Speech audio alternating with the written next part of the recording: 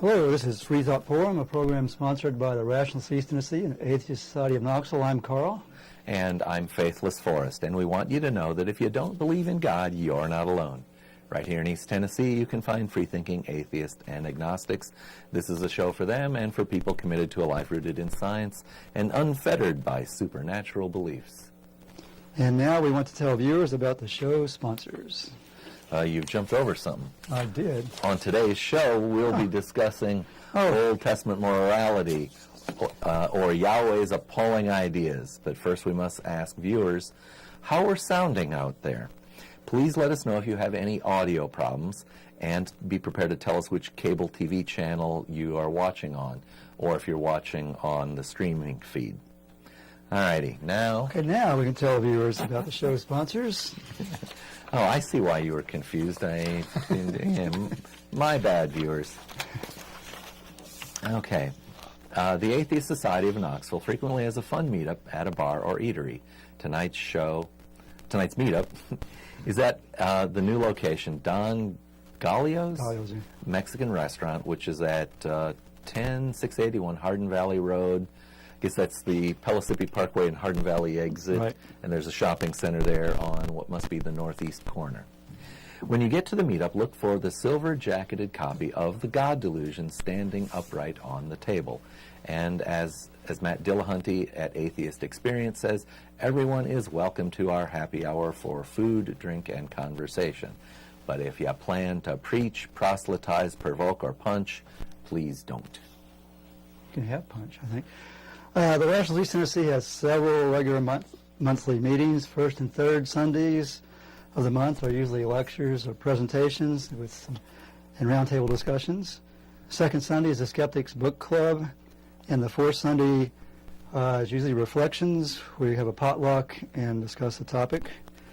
All right, well, later in our show, we will give you our websites to visit for additional details, including the times and locations. So I guess we have an in-the-news item you wanted to speak about, Carl? Oh, yeah, I was just reading recently that Ken Ham's geologist.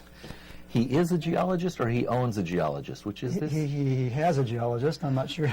Really? I wonder if this was like a stranger who was sojourning in his park, and he now owns him. Well, let's look at it this way. I think his name is Snelling. You can judge how good a geologist is by his techniques. All right. And one of his techniques recently was very interesting. He found proof for human and dinosaur cohabitation. Wow. And what was the nature of this proof? I can even name the dinosaur, Gilgamesh. The dinosaur is Gilgamesh. From Beowulf. From Beowulf, even. It gets better and better.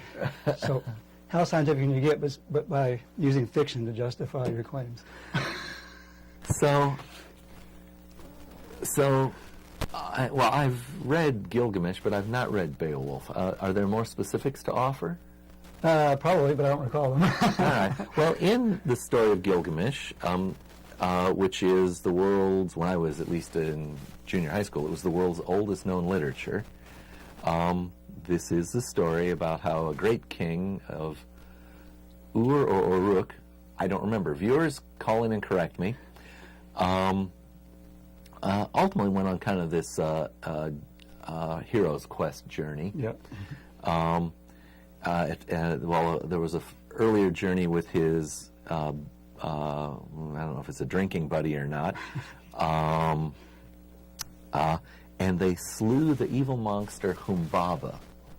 Rings a slight bell. It's been a long time. And so it has me wondering if Humbaba has been identified as this alleged geologist was identifying Humbaba as the dinosaur. I don't believe so, but I'm not sure.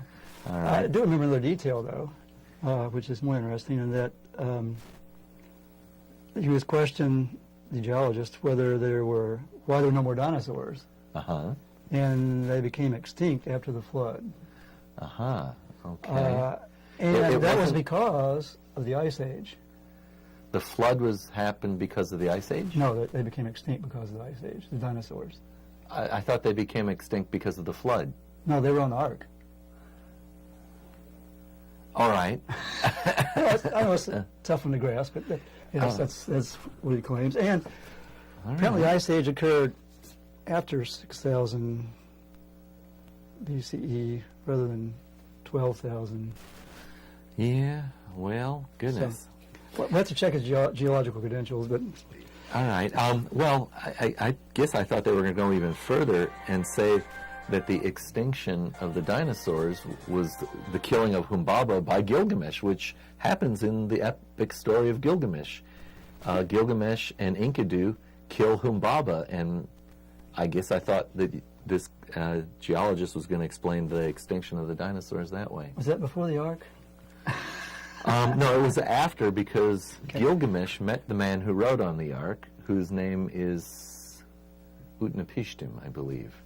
Viewers, if I'm getting the name incorrect, call in now and tell us. If you've read Gilgamesh, the man who rode on the Ark. Gilgamesh met the man and the woman who rode on the Ark. I thought it was Noah. And the name they use is Utnapishtim.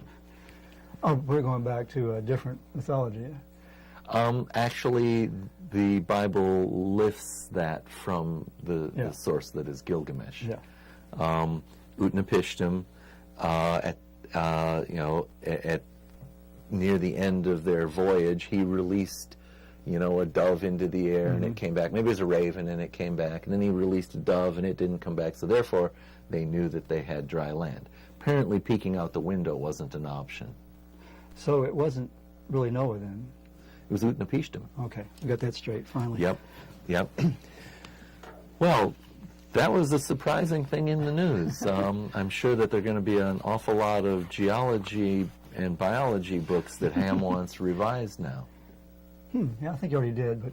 All right. All right. Well, let's move on to our main program. The topic of the main program is here's our slide, Old Testament morality and what we can learn about Yahweh's appalling ideas. So today's program was inspired by a back and forth I had online on Facebook, right at the New Year holiday. A lot of people make these resolutions, and an acquaintance of mine had posted 10 New Year's resolutions for 2017. I added it and then asked for suggestions for what to add. I added in a suggestion of my own. Add in some music. And I explained that in 2015, Santa brought me a ukulele, and I have been having tremendous fun relearning songs from like grade school and junior high school. And that was really nice. But of course, once you add something to someone's Facebook thread, now you get copied when other people add. So, Did I tell you how to ukulele? I don't remember telling you that. You have a ukulele. Well, perhaps you're going to have to show it to me sometime. It's a baritone. A baritone. Or what is it? It's 4 strings. The last 4 strings. They call it a baritone. Yeah, baritone. Obviously, I'm not very good with it because I don't remember what it's called. Yes. Well, I have a soprano ukulele, which of course doesn't match my voice whatsoever. So I made the suggestion about the ukulele, and then someone else made the following post. And let me read this. The names have been excerpted to protect the innocent.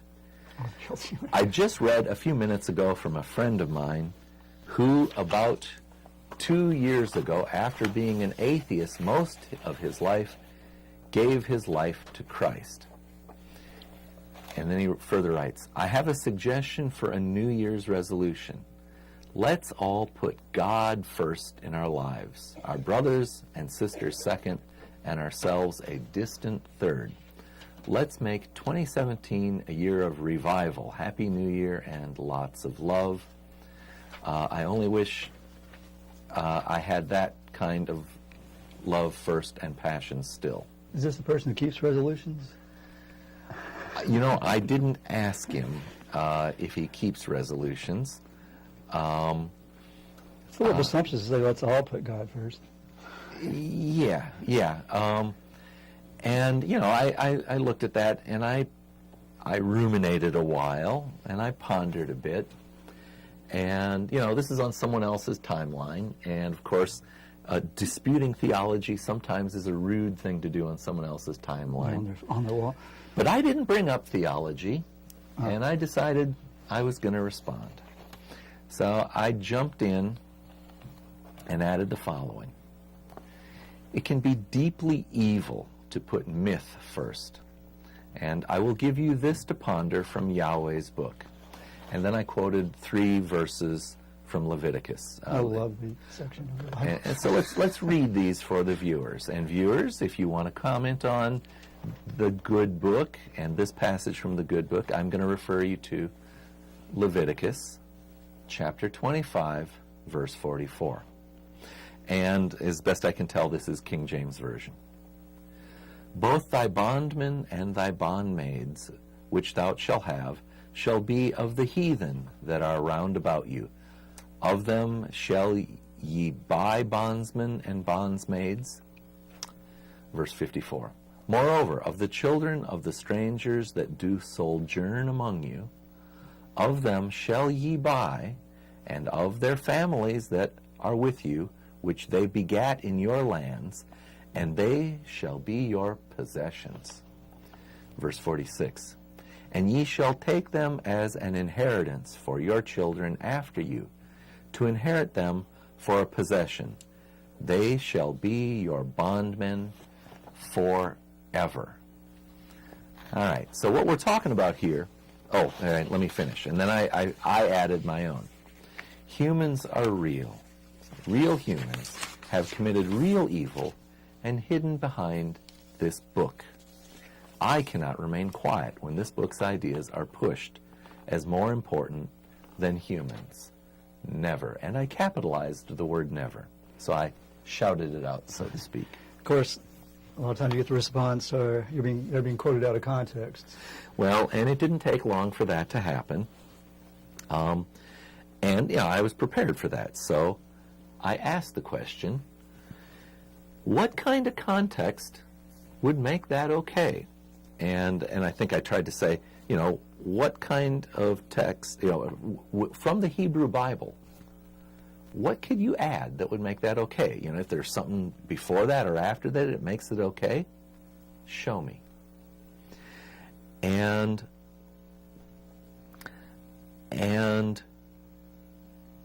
well, so that, of course, turned into a discussion of,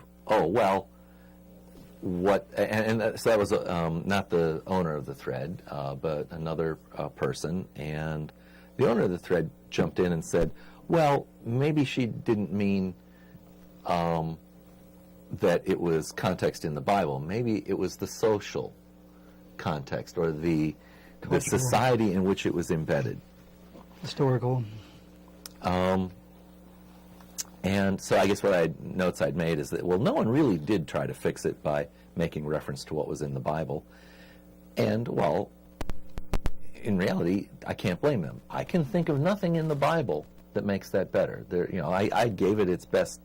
When I read the Bible, I gave it its most charitable interpretation possible, and you just can't find anything that mitigates that. So we had then some, back and forth about how... I want to go back to the context. Okay. Because I've had this book for a while. Matter of fact... well, hold the cover up so the viewers Dan can Barker see. mentioned this book earlier in the middle of last year sometime in an interview we had on this forum. God, the most unpleasant character in all fiction. This is based on Richard Dawkins' God delusion. Not based on, inspired by. Inspired by, yes. Yeah. We used a long string of unpleasant adjectives to describe God, and people complained, so ended up that Dan Barker wrote a book giving a zillion quotes supporting those claims and added even more because it wasn't sufficient. So adjective by adjective, yes. He justified Richard Dawkins' yes. claim.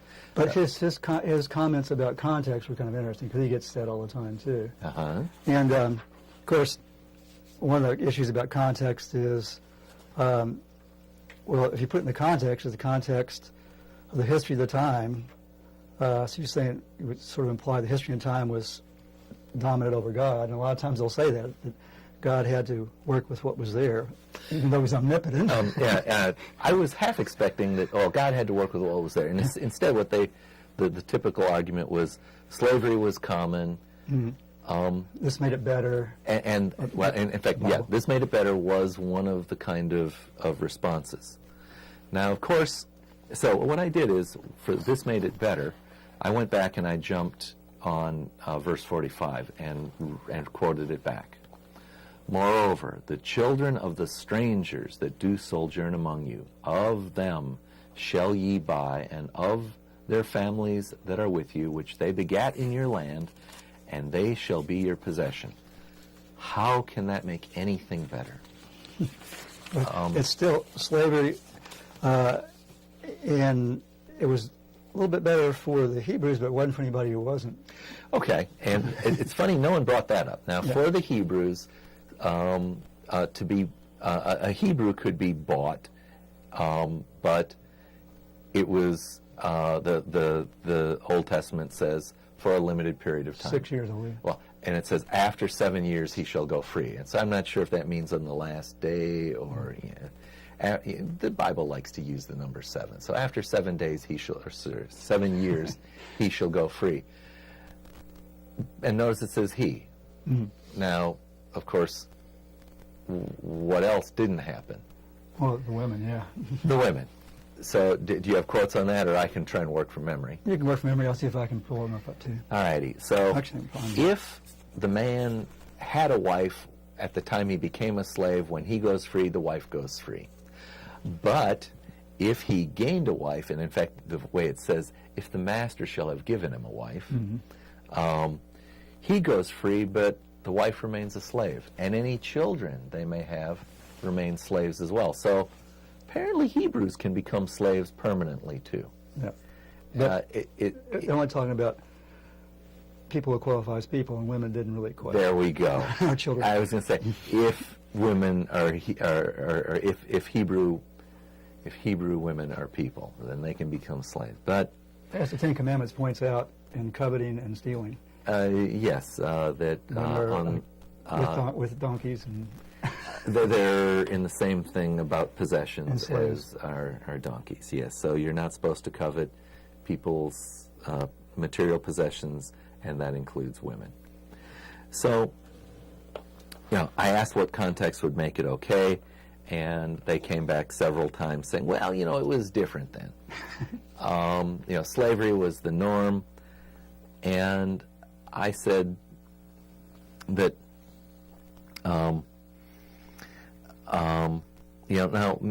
couldn't Yahweh instead really have offered words like our Constitution's 13th Amendment? And of course, I don't necessarily have the words to the Constitution's 13th Amendment on hand. I'll have to try and do this from memory. Except for due process of law, where someone's rights are removed, there shall be no slavery in the United States or any of the territories under its possession. And so what I did is I rewrote it, and where it said the United States, I wrote the Hebrew nation. And I asked point blank, wouldn't that have been a better commandment? Yeah, but that same context, if you assume that God isn't truly omnipotent, which a lot of that does, then the main thing we're going to do is try to have God help them create circumstances, technology, society where slavery wouldn't be something that was kind of a natural thing to do, which we later evolved to be able to do, except not all over the world yet. But so what you're saying is that instead of having slaves do horrible labor, like maybe rubbing stones on stones to grind grain, Yahweh could have said, I got a great idea. I call it an internal combustion engine, and or robots, no. and hardened steel, and we're going to tell you how to make something to grind your grain. And it just so turns out that all over the Arabian Peninsula there's some stuff you can pump out of the ground that'll power this for you, and you only got to trade peaceably with your neighbors to the east. Or to more get it. easily, he could have just said, okay, Garden Eden is fine. All right. That would have solved a lot of those problems. Um, So, but as far as the out of context, another interesting point that Dan Barker makes is that usually it seems like when people say out of context, it means out of the context of their version of Christianity. And he called it meology. yeah. So people are usually saying, well, my version doesn't include all this stuff because I don't like it. And nowhere's what it really says. Almost everyone who commented tried to drag in things from the New Testament. And so I remember explicitly asking the question, I think I wrote it this way. Remember, the Hebrews did not have the New Testament, so they had to deal with it only in terms of things that were written in the Old Testament. Can you help me figure out how they would do that? We've been alerted we got a caller. I'll come back to that when we get through. All righty. Well, hello, caller. This is Freethought Forum TV. Can we get a name or a nickname, please? It's Charles from Central Illinois. Well, hello, Charles. We haven't heard you in a few weeks. Yeah, I know. My job's been keeping me busy. All right. You having winter up there? We had a little touch of winter down here, which for us is paralyzing. Well, I don't see any minus 17 wind chill factors, so. Okay. We had, I think we had like 10 degrees and Down to Yeah. 7. 7 degrees, which for us is intimidating. Yeah, to say the least, not to mention all that snow, which is extremely rare in that area. Yep. So you didn't call in to talk about the weather, though. For viewers who are not familiar, Charles is our regular, we should nearly call him a remote reporter from Central Illinois. Today's topic, Old Testament morality, Yes. is if you look at the whole area where the Israelites, the ancient Israelites, existed in, Yeah. you'll find that much of what they followed in their morals and ethics and values is pretty much the same. And the ancient Phoenicians,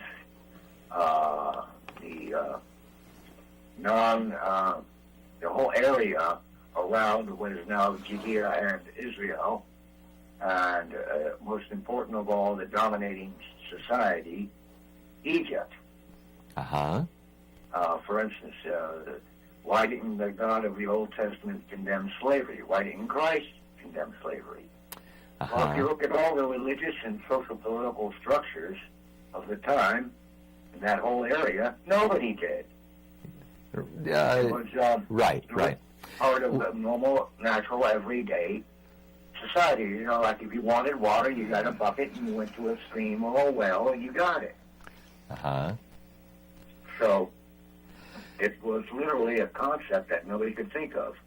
So, The ancient Greeks Go on. once asked about the rights and so forth of the slaves and so forth, and the response was, well, when the machines run themselves and weave our cloth and kill our food and so that'll be true. So the whole system was based on an economic premise. You can get, a slave back then was extremely cheap. Horses weren't widely used because nobody had proper horse collars. So it was much simpler and easier to have a cheap slave than it is to try to get work done the other way. well, and what's more with horses is that many times they need direction, meaning there has to be a human brain directing them. And, you have to build a machine for a horse to turn something like a shaft to grind grain, and so you do have to develop technology of machinery, whereas the example I used earlier of imagining poor people, grinding grain by rubbing one rock on another. The many Egyptian tombs have these carved figures of, it's always a woman. Every instance I can think of, it's always a woman who's grinding grain. And they put such little statues in their tombs because they believe that these little wooden or stone statues or plaster statues could magically come to life and do work for them in the afterlife, Yeah. and that that was an appropriate thing to have. It was or it's a useful tool to have. Your magic slaves. Right, and slavery was a very important part of the economy, and would remain so out throughout the entire Imperial Roman period. So, Charles, when you mentioned Greek, I thought you might be going somewhere that I wanted to mention, and that I've heard and cannot remember where, and I did a little Googling and couldn't find it, but I remember hearing that one of the Greek philosophers, and I thought it was Plato, but I couldn't find any reference, so maybe it's not, made the argument that they should always give their slaves a end date, so that if you work for us hard and diligently for this amount of time, you will be freed. And the argument was that it wasn't made on the basis of morality so much as practicality. It meant that the slave would now be motivated to do good work and become free. And I think that's the earliest that, and this would, so when I say Greek, this would probably be something like 3rd or 4th century Greek that was thinking with that level of sophistication. I don't know. Yeah. I have not heard of that. I do know that according to, let's see, Hebrew law, if you slave wind up having a Hebrew slave, you're only allowed to have him for 7 years. Yes. Females, on the other hand, you can keep forever. Yes, yes. So, but there's a catch there. If he has, if you wind up having a wife, or mate, wife, and slaves aren't allowed to have wives, I don't think, and they have children, and if he leaves, they have to stay. Yep. So there's a catch-22 there for the slave owners. The slave owners impose a catch-22, you're saying? Yes. All right. So much of the morality is in the Old Testament is the same as much of the morality in much of the area. Well, in fact, when it came to skilled labor, on the other hand, potters, weavers, carpenters, people that designed and built the temples and towns and so forth, they were freemen because they required a much more higher level of education and ability than what the slaves were usually working on. So the issue you've raised is actually that slavery was the norm for much of human history, and in fact, it is really the Industrial Revolution which brings around about the end of slavery. And for all of the things that people might talk about as the evils of the Industrial Revolution, building machines and using fossil fuels has brought about the end of agricultural slavery and the most There's certain nasty Mexican immigrants drudgery. that might disagree with you on that. But Say again? there's certain Mexican immigrants who might disagree with you on that. Yes, and I was going to say, Well, and it of depends course, upon the work. and of course, For instance, extremely cheap labor is absolutely necessary for a lot of the, agricultural regions where you can't have a machine go in and. yes. So far as I know, picking strawberries is still a manual process because no machine is both delicate enough and discerning enough because the strawberries don't all ripen at the same time and all that. Yeah. So they get the cheapest labor they can.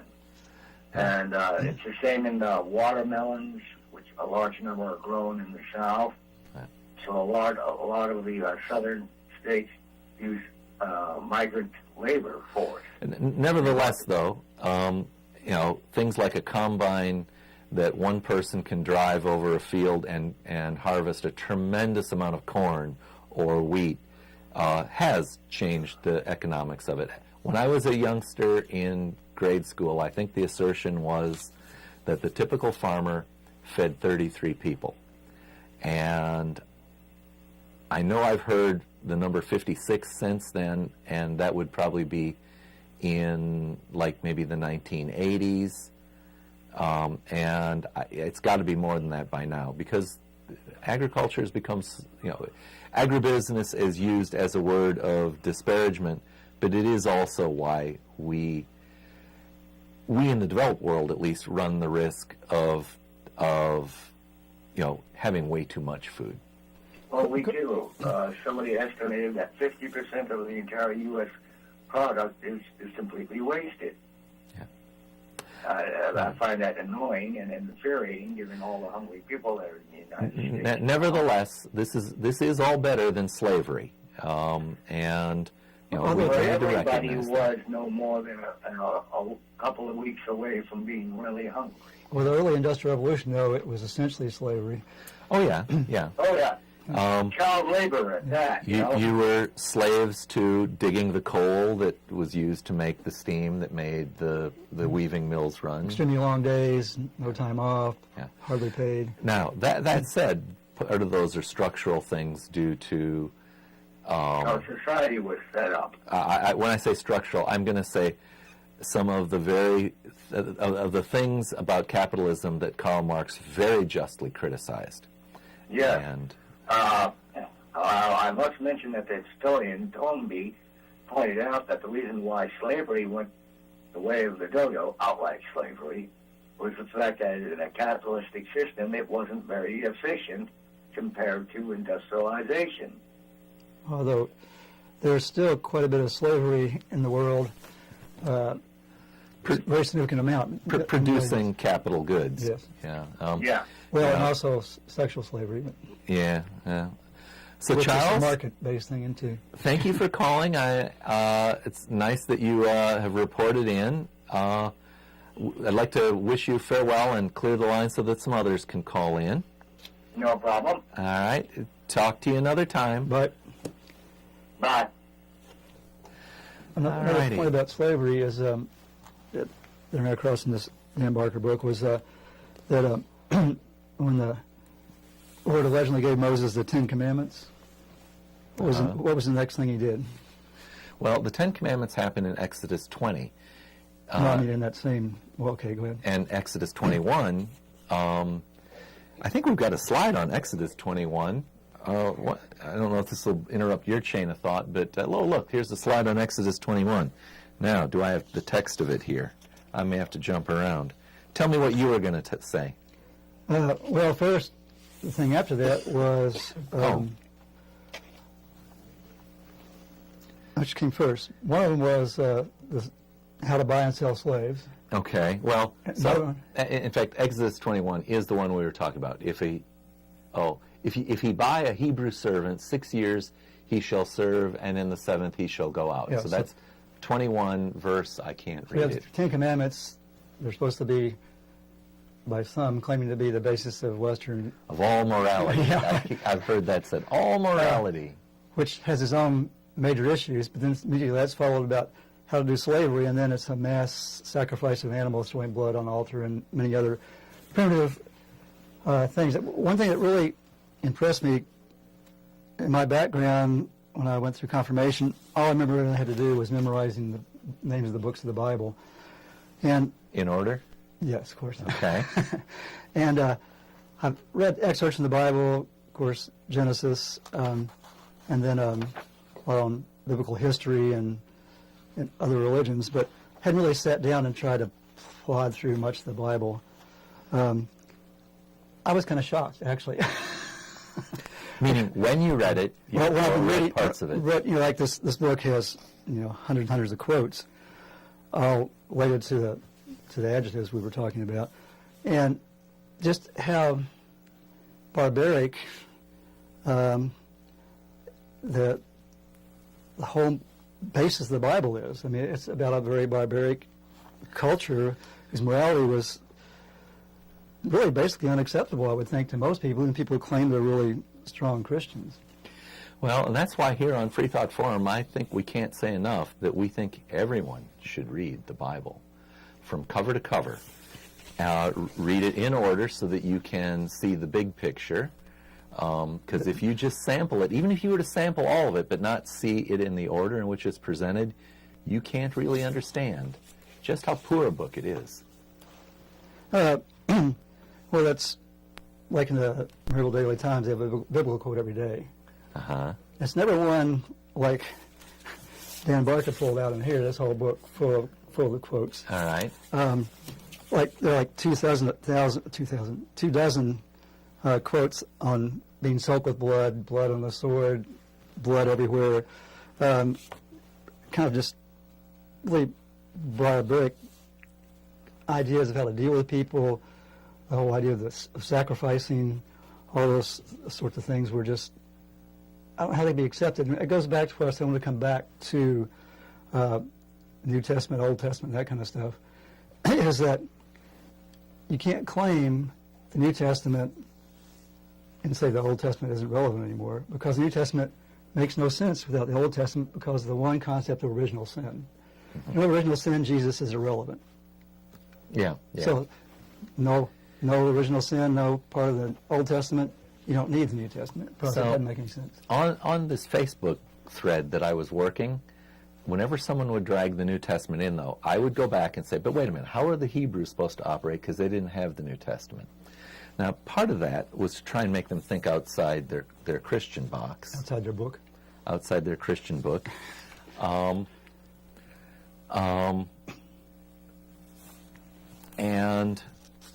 that seemed to be thought-provoking. There was one woman who actually thanked me for asking her those questions. Let's see. Well, just throwing a quote with that, Isaiah 34:6, the Lord has a sword, it is sated with blood. And what does sated mean for our viewers? I would think saturated, covered, and satisfied. I think satisfied. I think that's it. So apparently this is a hungry blade. Yes. Yeah. We've actually come well past the halfway point. We should take a break and do our mid-program break, which I hope we can find. Oh, look, here, I can start it. In case you're just tuning in, this is Freethought Forum, a program by the Atheist Society of Knoxville and the Rationalists of East Tennessee. Freethought Forum is funded jointly by them and by individual contributions. I have something to say. I'm not there yet. Yep, all right. Shows are. Okay. Well, the shows are live. Here we are. I'm up to speed. We're live almost every Tuesday from 5 to 5:55 p.m. Eastern in Knoxville Community Access Television, Channel 12 or 194, depending on your local cable network. To out-of-town friends, you can stream it online at ctvknox.org. Today's show is live. It is January 10th, 2017. You can call in on the number on your screen, and we'll take a short break while you watch these informative videos. Sam, make it so.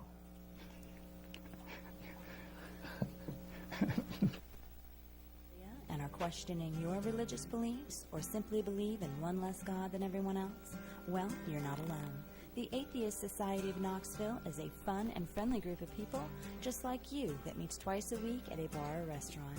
We meet every Tuesday night following the show at Barley's Tap Room and Pizzeria for happy hour. You'll find our group either inside or on the patio. Look for Richard Dawkins' silver-jacketed book, The God Delusion, standing upright on the table. On Fridays, we meet at Agave Azul or the Beard and Beer Market. But if you plan to preach, proselytize, provoke, or punch, please don't.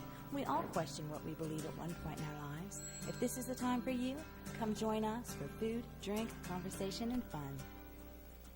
Do you find stories of talking snakes laughable? Do you prefer the scientific method over supernatural beliefs? Are you concerned about religious leaders and organizations imposing their values and rules on your body, your family, and the rest of our society? Well, take comfort in the fact that you're not alone. The Rationalists of East Tennessee meets weekly for fellowship and provides a forum for people who support skeptical thinking and rational discussion of these and other issues. To find out more information or to find out about our next meeting, visit us on the web at www.rationalist.org.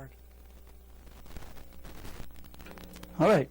The Atheist Society of Knoxville, or ASK, ASK, meets one, occasionally two, times a week.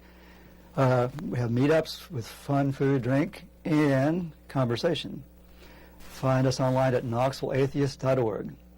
The purpose of ASK is to supply a venue for community camaraderie and outreach to atheists, agnostics, freethinkers, other like-minded persons, East Tennessee area. The Tuesday meeting is going to be a new location, Don Gallo Grill, Mexican Grill, 10681 Hardin Valley Road in Pellissippi Parkway. All righty. The second Sunday of most months is the Rationalists of East Tennessee's Skeptics Book Club.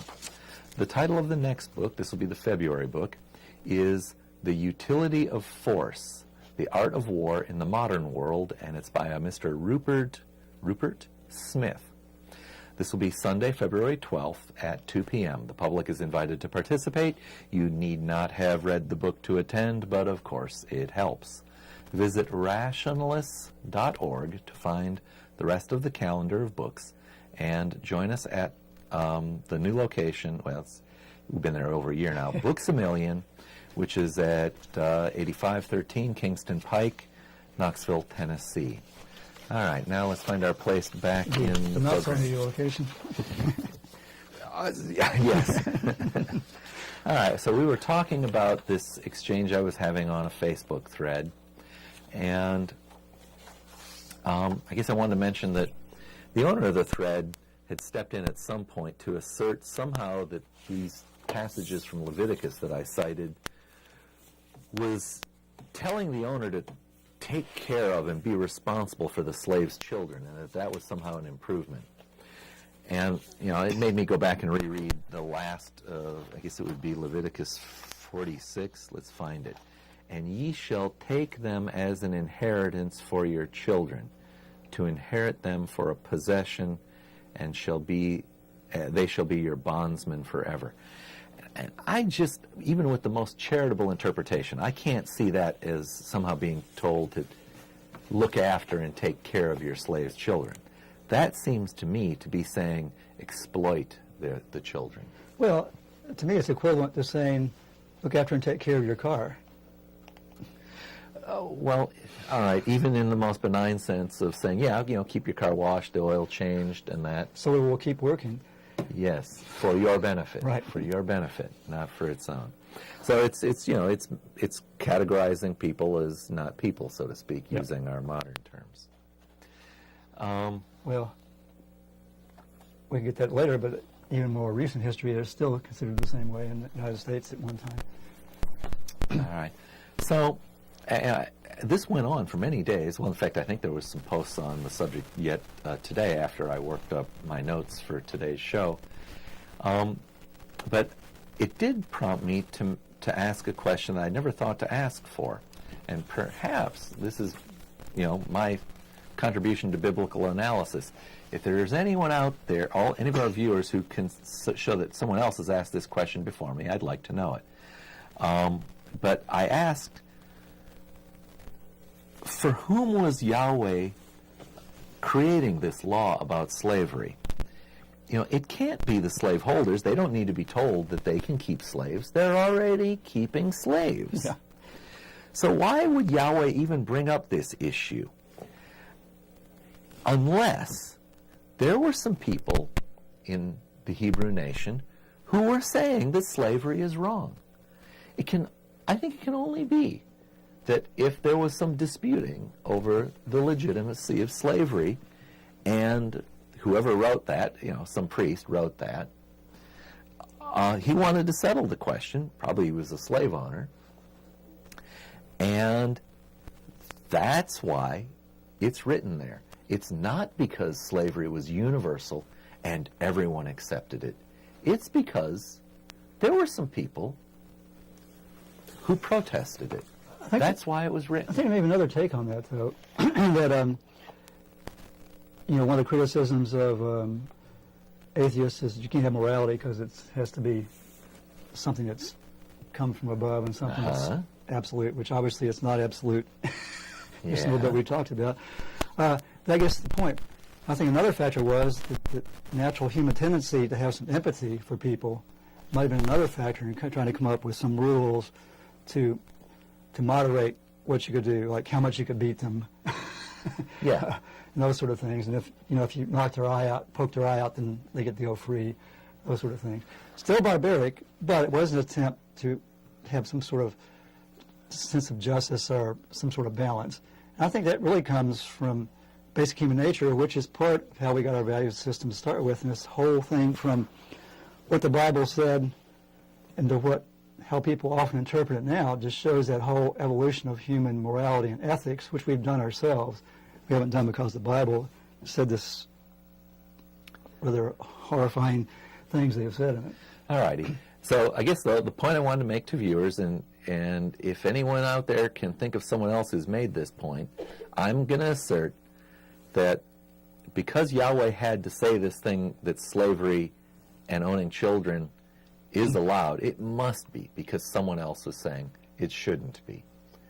And Or feeling that way. it must have been a sufficient number of people that it became an object of political controversy. And someone in power wrote this to settle it in favor of the slaveholders. Well, that and also balanced with the keep your car in good shape thing. There was probably both factors going on. You want to keep your property in good shape. So I think both were actually. Yeah, Probably but the passages I mentioned in Leviticus don't address the treatment of slavery. It's purely a question of the legitimacy of ownership. It really is. All righty. Well, the Skeptic's Annotated Bible also is a nice resource. It's an online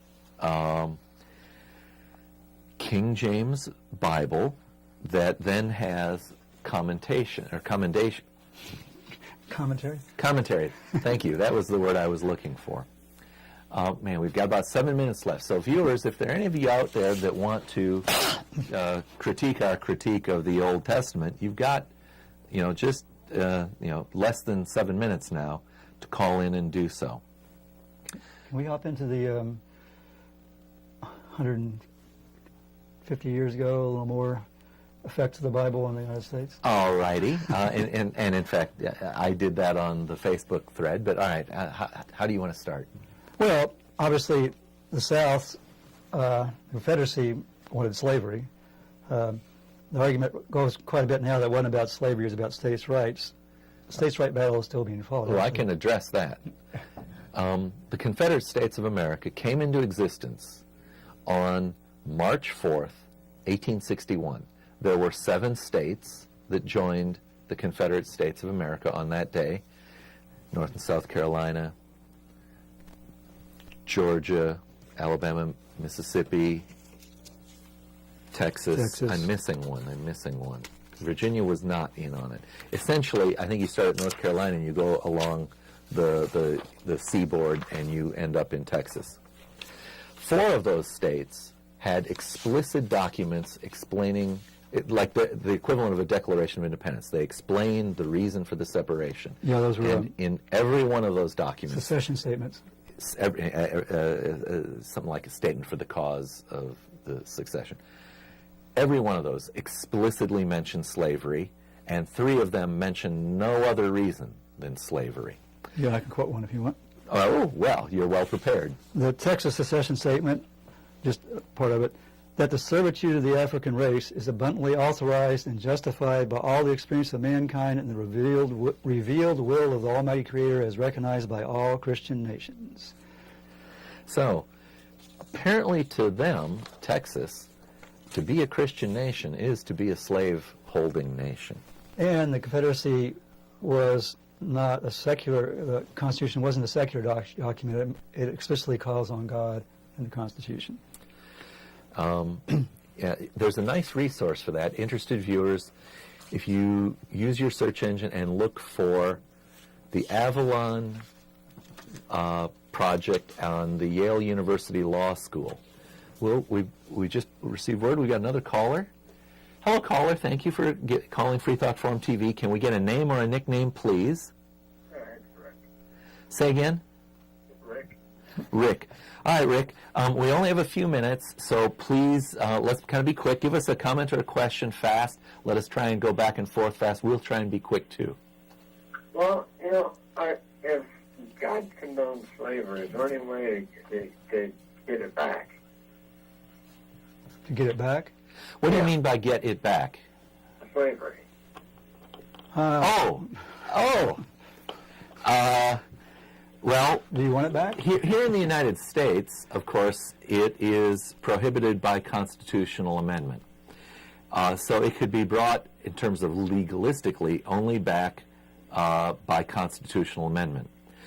That said, there are aspects of economic coercion that can be described as analogous to slavery.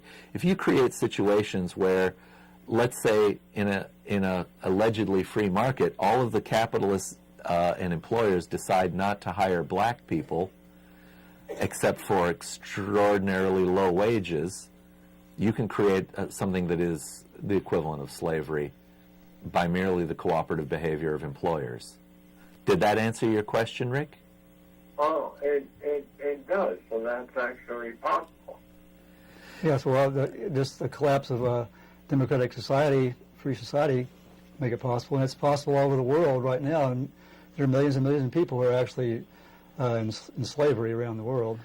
Yeah, I've heard horrible stories about, these Persian rugs that you'll see in the import stores, that a lot of them may be made by child labor. Like paid, 14-hour days. Yeah, paid. They're paid something, but it's horrible subsistence kind of thing.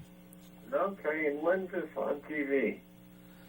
When you say when's this on TV, we're live right now, and so for your benefit, it can be watched on cable channel 12 and cable channel 194, depending upon which cable system you're on in Knoxville, or streaming online anywhere the internet reaches. How are you watching, or are you watching at all, or are you just calling in because you knew it was our hours? Right now. Watching it right now. Okay. So, did I answer that question? Yeah, you did. All right. You did. Rick, are you local? Oh, go ahead. Are you local to Knoxville? Yes. And have you watched us before? No, first time. All right. We are here most Tuesdays from 5 to 6. About one Tuesday a month we get preempted by a beer board meeting, and lately it's fallen on the last Tuesday of the month. So we'll be here next week as well, and we would be glad for you to call in again and talk about our subject. Okay. All right? Well, thank you very much. Thank you. Thank you, and we'll wish you a good week. We'll need to do our sign-off now. Okay. Well, We didn't cover a whole lot of we only got a minute left. Well, there's a lot to go wrong in the Bible, so we'll be able to talk about this subject over and over It could be again. another. You want to start? I'll be one. It's time to start wrapping things up, which you've already said. Get out your pen and paper. This has been Freethought Forum, a program by the Atheist Society of Knoxville and the Rationalists of East Tennessee. You can give us feedback by voice at 865-272-9060 or email at freethoughtforum@yahoo.com. And as Lee said, you can see us most Tuesdays from 5 to 6, or almost there, Eastern Time, ctvknox.org. The opinions expressed on this show are of the hosts and or guests when we have them, and our callers, not any official opinion of ASK or RET. We would like to thank Sam and Leah for technical support, and the staff at CTV KNOX, and our viewers and all of our callers. Nones, those who identify with no